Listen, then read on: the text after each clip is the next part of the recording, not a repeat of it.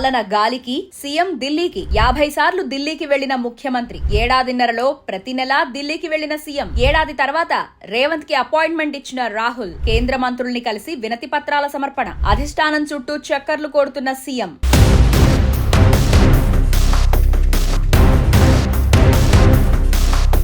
ముఖ్యమంత్రి రేవంత్ రెడ్డి 50వ సారి ఢిల్లీకి వెళ్లారు. 10 రోజుల వ్యవధిలో రెండోసారి ఢిల్లీకి వెళ్లిన ఆయన ముఖ్యమంత్రిగా ఏడాదిన్నరలో అత్యధికంగా హస్తినకు వెళ్లిన సీఎంగా రికార్డుకెక్కనున్నారు. ఇన్నిసార్లు హస్తినకు వెళ్లిన ఆయన అసలు రాష్ట్రం కోసం వెళ్తున్నారా, లేదా పార్టీ కోసం వెళ్తున్నారా, లేదా వ్యక్తిగత పనుల కోసం వెళ్తున్నారా? కాంగ్రెస్ ముఖ్యమంత్రులు ఢిల్లీ చుట్టూ ప్రదక్షిణలు చేయడం సహజమైనప్పటికీ రేవంత్ పర్యటనల్ని ప్రతిపక్షాలు తీవ్రంగా విమర్శిస్తున్నాయి. అటు అధిష్టానాన్ని కలుస్తున్నా, కేంద్ర మంత్రుల్ని కలుస్తున్నా రాష్ట్రానికి కలిగిన ప్రయోజనం శూన్యం.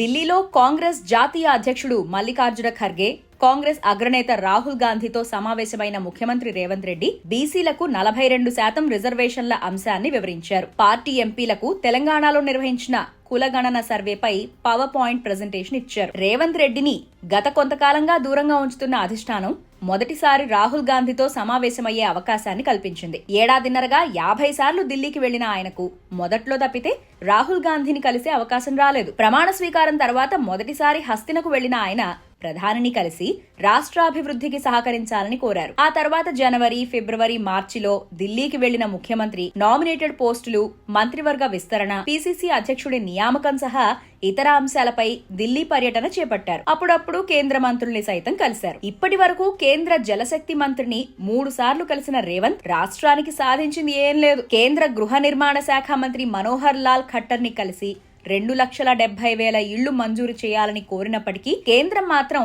సానుకూలంగా స్పందించలేదు. హైదరాబాద్ చుట్టుపక్కల రక్షణ శాఖకు చెందిన భూముల అంశంలో ఆ శాఖ మంత్రి రాజ్నాథ్ సింగ్ ను కలిసినప్పటికీ భూముల అప్పగింతలో ఎలాంటి పురోగతి లేదు. అంతర్జాతీయ క్రీడల్ని తెలంగాణలో నిర్వహించడానికి సహకరించాలని, regional ring road, Kazipet coach factory, regional railway కోసం ఆయా శాఖల్ని కలిసి వినతి పత్రాలు సమర్పించడానికి ఢిల్లీకి చాలాసార్లు వెళ్లారు. రాష్ట్రానికి చెందిన కేంద్ర మంత్రి కిషన్ రెడ్డితో కలిసి కేంద్ర మంత్రుల్ని కలిసినప్పటికీ ఎలాంటి ప్రయోజనం దక్కలేదు.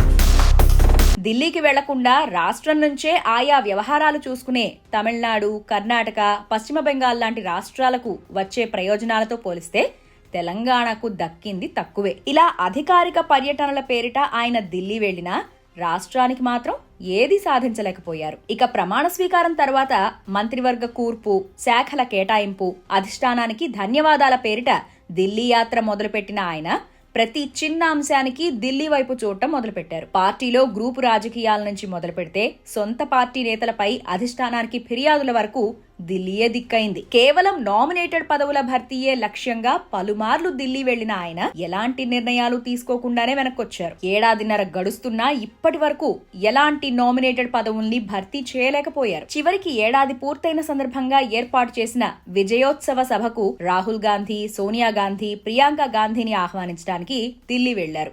కానీ రేవంత్ రెడ్డి హామీల అమలులో విఫలమయ్యారని, సొంత ఎజెండాతో ముందుకు వెళ్తున్నారని గుర్తించిన రాహుల్ గాంధీ ఆ సభకు గైర్హాజరయ్యారు. ఇక అప్పటి నుంచి ఎన్నోసార్లు ఢిల్లీ వెళ్లిన రేవంత్ రెడ్డి రాహుల్ గాంధీని మాత్రం కలవలేకపోయారు.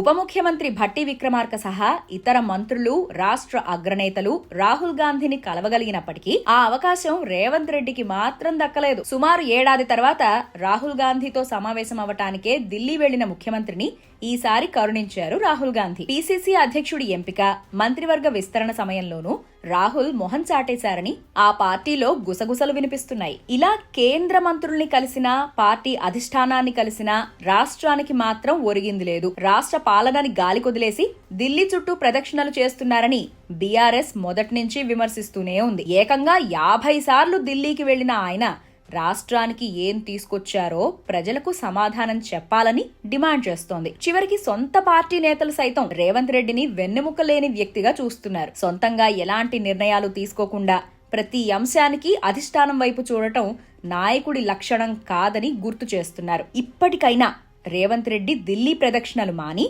రాష్ట్ర పాలనపై దృష్టి సారించాలని కోరుతున్నారు.